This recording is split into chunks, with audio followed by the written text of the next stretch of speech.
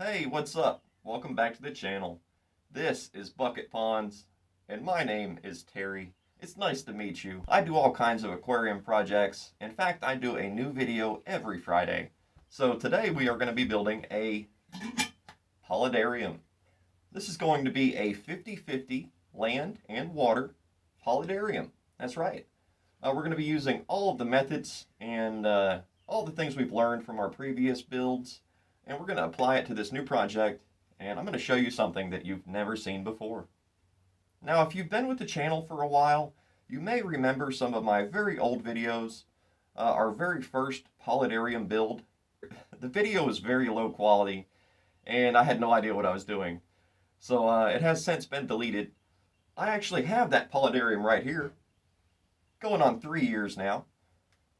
And you can see, it's still alive. It's a little dusty, but we've got tons of plants and moss in here.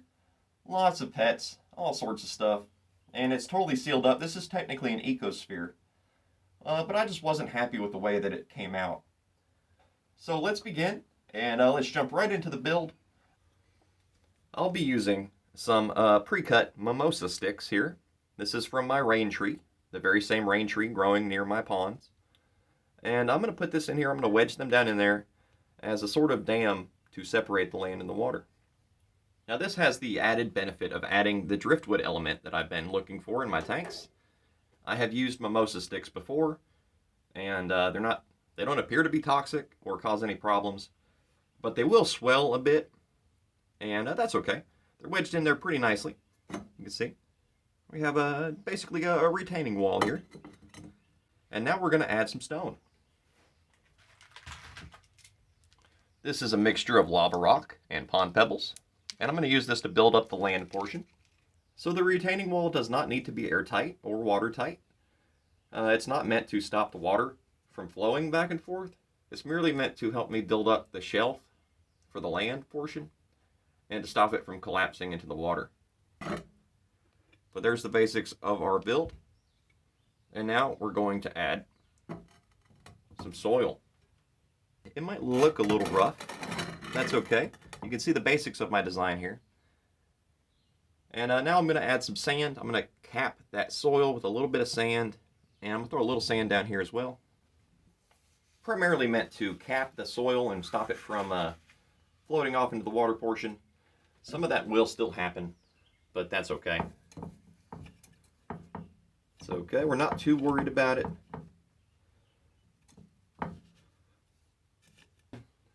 As long as our retaining wall remains mostly intact, we're going to be solid here. So I'm going to grab some water. We'll be taking water directly from one of my ponds, and I may as well show that to you as well. For this portion of the video, we will be using one of my collection jars. I recycle all sorts of old food jars. I clean them, of course, but it's got some old aquarium stuff in it, and that's fine. And of course, there's a plane going by right now. But we're going to take some water directly from our beautiful pool pond here. And this has been running for a while now, so it should be loaded with all sorts of interesting stuff. I'll also take some samples from my other ponds as well. But this is a great way to start our paludarium. We have here another one of my weird collection containers. This is basically a big glass mug, but it's perfect for scooping into a pond. And we're going to take samples from this all-natural ditch pond that I built off camera a while back. I haven't shown that to you guys very much, but this is very active biologically, and we're just going to, it's a good scoop. Ideally, I want some of the duckweed. There we go. But I'd also like to acquire some diving beetles and some other things for this project. Here's a look at the refrigerator pond that I built. I have an excellent video about that as well. But for our final water samples, I have another jar. We're going to take some from the tank that had the leeches in it. I'm very, very much interested in these leeches, and we're going to try to get some. We may or may not have captured some in here. Alright, so we have our water samples. from the new pool pond. You can see it's pretty clear. That tank is still pretty new. It's only a few weeks old. We have some samples here from the leech pond, the leech bucket pond. And this has been running for quite a while. You can see a lot of algae in here, and algae is fine. Do not be afraid to have algae in your project. It's actually very useful. It provides habitat for tons of creatures, and it's just generally interesting to look at. And now for our final samples, we have some from my ditch pond, which you've never seen before.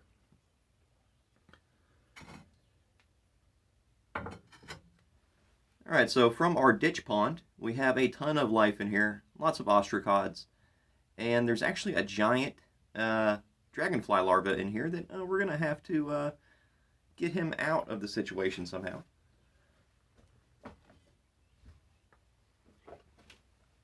Let's see if I can't get some movement out of him, and then you can see what I'm talking about. A big dragonfly larva. And normally I would not, discourage any type of creature from a project like this, but he will turn into a very big dragonfly, and I do not want that to happen. At least not, indoors in my jar. So we're going to scoop out most of the stuff, and we're going to try to get everything but him into this new tank. There we go. The samples that contain that large dragonfly larva also contain tons of ostracods, so I'm going to... That's exactly what I didn't want to happen.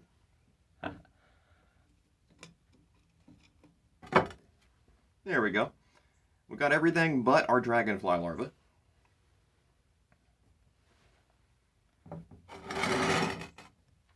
And you can see that the retaining wall is mostly intact. So now we're going to add samples from the leech jar aquarium. Now we're going to add samples from the leech pond. All right.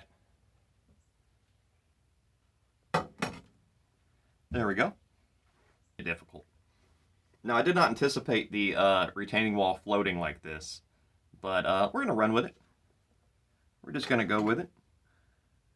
So far, we have the makings of an excellent paludarium.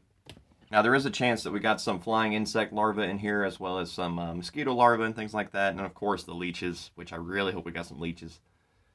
But now we're going to add some of our plants and some of our pets. I will be specifically capturing some bladder snails, some pond snails, and some other creatures, and I'll be right back. Alright, and now we will be adding a few snails and some duckweed that came along with them. I'm going to have to get a little water to wash that duckweed off my hands.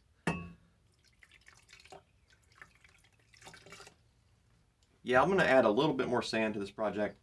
We have a tiny little bladder snail stuck in my finger there. Remember, if your snails get stuck on your fingers, generally, you just dip your finger in the water. The snails will let go. You might need to shake your hand a little bit. Alright, and now we're going to add a little bit more sand to the back here. Trying to re-establish our wall here. I did not anticipate these sticks floating like this. There we go, that looks pretty decent. Actually, the tank looks a little bit like a mess, but that seems to happen with most of my projects when they first start. So now we're going to grab some plants. Alright, so we have established some aquatic plants in there with the duckweed and the various algae. But now I wanted to add something on the land portion that I know will survive in here. So I just went ahead and grabbed a handful of creeping jenny from my garden. Beautiful plant, easy to work with. So we have a little bit of debris on the glass, so I thought a overhead view might give you a better idea of what's going on in here. We have our land portion, then we have our aquatic portion, and I will of course clean the glass as we go. But our next and final plant, it's very special to me. I wanted to add something that I knew would do really well in here. Set that back there. Some nice dayflower stems. Dayflower is one of my favorite plants, and I guarantee that it will grow in here, both in the water and in the soil.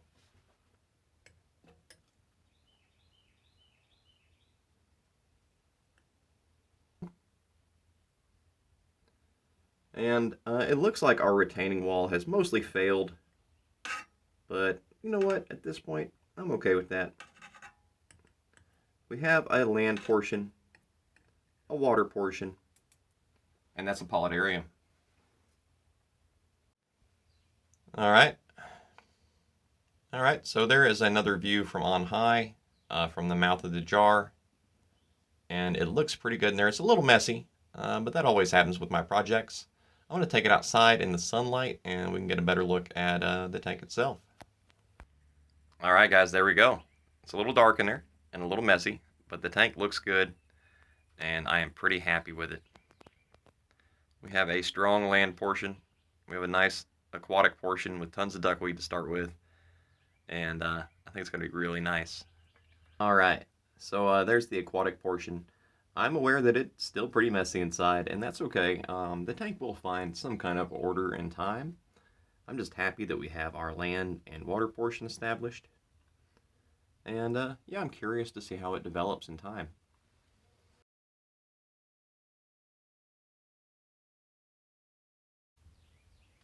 Our retaining wall didn't quite work out the way I wanted, but it is in there. And I can see a few ostracods moving around. And that's a good sign. Our bladder snails, I don't see too many of them. They are in here though. And I do believe I added 1 or 2 pond snails as well.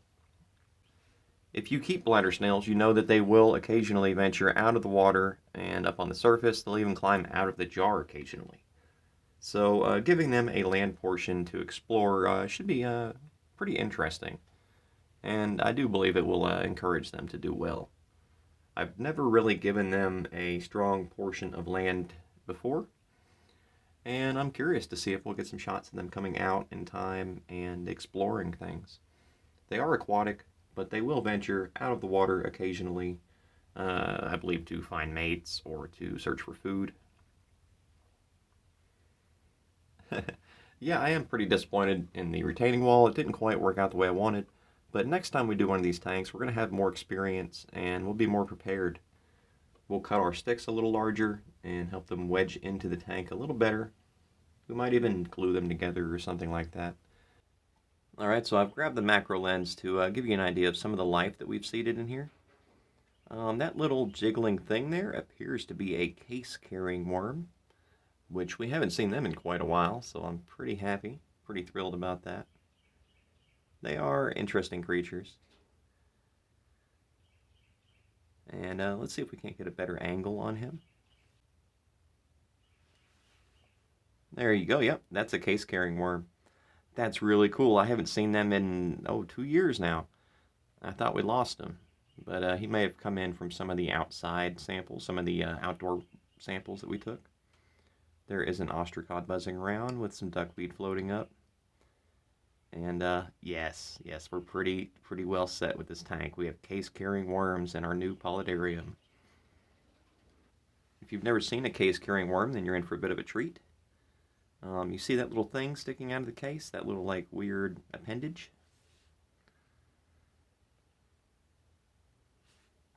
That is the worm itself. And it glues a bunch of debris together and forms a shell, kind of like a snail. So that's pretty cool. I'm happy to see them in here. And it's been quite a while since we had any case-carrying worms, so yes, this is awesome. He's very active too. I hope there's a few more.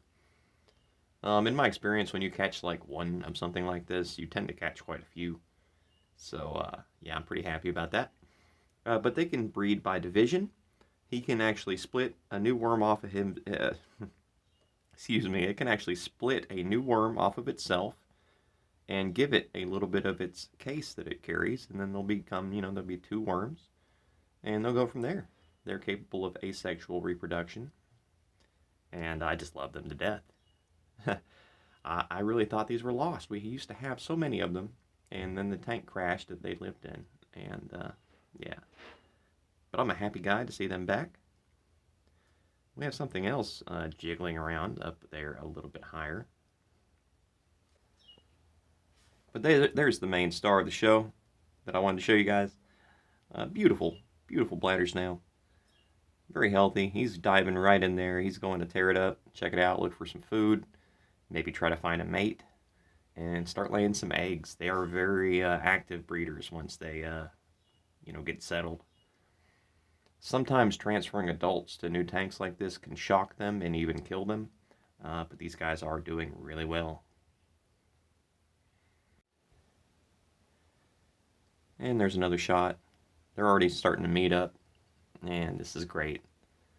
I love this tank so far. I'm aware that it's pretty messy and that our plan didn't exactly work out as we had hoped, but that's fine. We have a planted paludarium with snails, with ostracods, with case-carrying worms. And if we're lucky, we might even have a few springtails or some land-dwelling creatures in the land portion.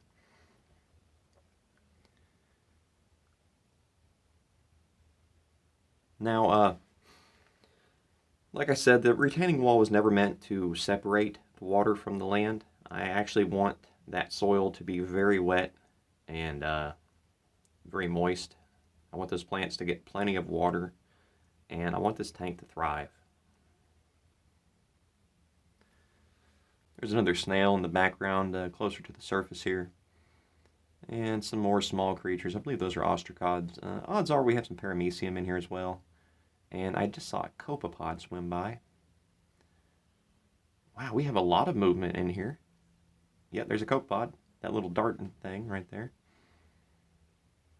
If we're lucky, we might even have a few leeches in here, which I really, really hope we do. The benefits of having an open tank instead of an ecosphere, like my previous paludarium, we will be able to get in here and trim the plants and add more pets as needed. So that's pretty cool. This tank will be easy to modify and play with, and even remove some pets like those case-carrying worms. We might take samples of them and add them in other projects later on. Now, we won't really see what the tank is going to look like until it has set for probably about 2 weeks or maybe a month. And in my opinion, that's when the tank is really what it's meant to be. After the plants have settled down and everything's gotten established in the new world here, we'll get a good idea of what it really looks like. But for now, that's my paludarium. It's very nice, actually. I'm pretty happy with it for the messy tank that we ended up with. Nature is pretty messy, so our plants and pets, they seem to be pretty happy with the setup here. Another beautiful bladder snail just cruising around. I added quite a few of them in here to get a strong population established. And yeah, I think that was a good move.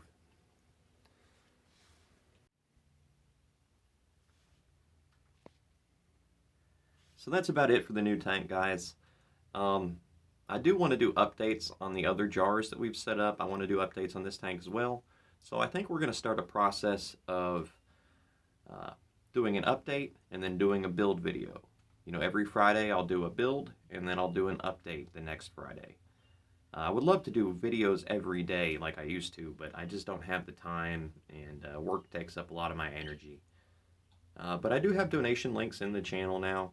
If you would like to throw $5 my way, maybe buy me a new jar, maybe help us, buy some materials for our stuff here, some new stones and things like that, it would be most appreciated. My day job takes a lot out of me, and generally working pretty hard. That snail has eggs on him. That's awesome. We brought some eggs in too. That's perfect. Those are bladder snail eggs attached to his shell. So that's great. If you would like to help pull me away from the day job, like and subscribe. And eventually, once we hit monetization and we get rolling here, maybe we make a little bit of money off of YouTube, maybe we can do this full time. But yeah, that's a long shot. That's a long time from now. And I'm not in it for the money. I'm just here to have fun and to share some builds with you guys, to share my pets. This is our paludarium. This is the channel's paludarium. And I want you to remember that.